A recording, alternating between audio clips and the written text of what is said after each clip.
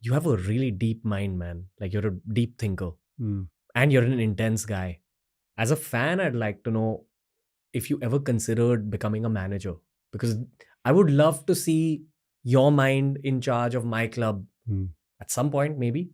Yeah, I would never say no, but I was doing my coaching badges. I wanted to be a manager, but when, like I said, unfortunately, my wife passed just at the stage where I was going to go into full time coaching, like do my badges and stuff, and really commit to it. But I had 3 young kids, and I couldn't. I had to commit somewhere, and it had to be them. So I chose my kids and being there and bringing my kids up over being a manager because I could still go to work but I can switch off a little bit. When you're a manager, there's no switching off. It's constant. I know friends of mine who are managers now, and the difference between when I go for dinner with them now or when we're just chilling compared to when before they was managers is a huge difference because they're not really with me. Yeah, they're there, but they're not there because every minute they're getting, oh, sorry, just got to take this call. Come back. Yeah. Anyway, so where was we? I'm talking, and I can see them thinking about the call or thinking about logistics, thinking about injuries, thinking about recruitment. They've got all these things to think about. How am I going to set my team up this week against this team? And so they're not really, and that's how they're going to be at home. And so, because their wives will tell you. So I knew that I then couldn't do that to my kids who needed me at the most critical time of their life. So I had to make a decision. So I chose obviously my children, which I would choose every single time. But it meant that management was a distant memory. Maybe in the future it might change, who knows? What's the motivation behind being a manager for a football player? It's just the love of the game. You love football, man. I've had to change my direction, but it's still within football. Hmm. We're just addicted to it. It's like a drug, man. You can't you can't get away from it. Like to completely disconnect from football would be alien to me. Yeah. Like, and there's only a few people that do that and that can do that. But I was wired to just be involved in football in any capacity. Does the mental health of managers get a little Yeah, they're up people, man, because their life is just consumed with negativity.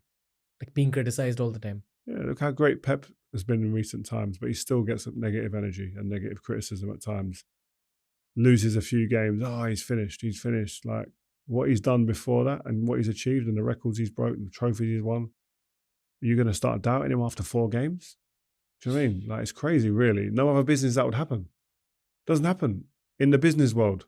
A guy's closed the biggest and best deals for the last 10 years and he has a bad month and you think that he's going to get the sack. He's probably got another 5 or 6 years off the back of the previous 10 years that he's been successful.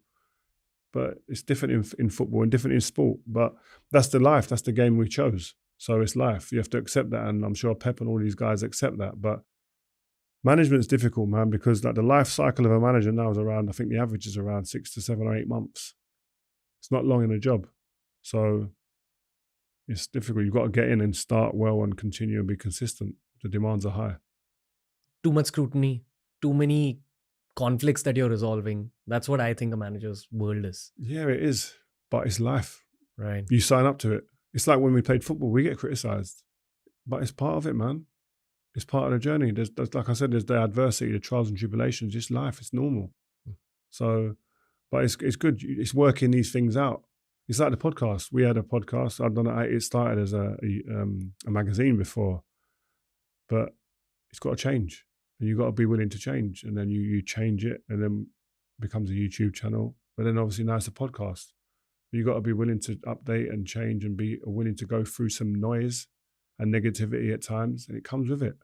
But you've got to get through it and change into what we've created now of Rio Presents. It's been the best thing we've done. We've had some of the biggest names in world football: Cristiano Ronaldo, David Beckham, Lewandowski, and more to come. But that doesn't happen without a bit of adversity.